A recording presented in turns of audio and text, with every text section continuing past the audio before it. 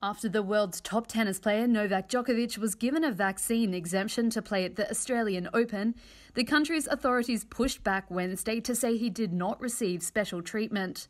The decision set off outrage in Australia, which has experienced multiple lockdowns over the last 2 years. My view is that any individual seeking to enter Australia must comply with our border requirements.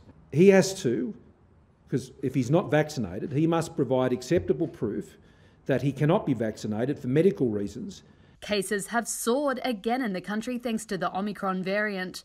But officials say Djokovic is not the only one, and that a handful of the 26 applicants who sought exemptions were successful. Tennis Australia CEO Craig Tilley said he wasn't in a position to legally state the reason for Djokovic's particular case, but illustrated some grounds for an exemption.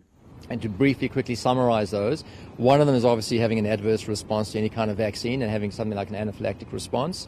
Another one is if you've just had major surgery and may or may not be suffering from myocarditis. And another one is you're a recovered case. In other words, you've had evidence of COVID and certified evidence of COVID over the past 6 months. Tennis Australia said the two-stage application process to grant an exemption was confidential and run by independent experts.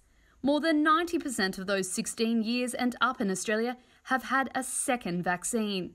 Melbourne, where the Grand Slam takes place, had the world's longest cumulative lockdown to try and slow the pandemic.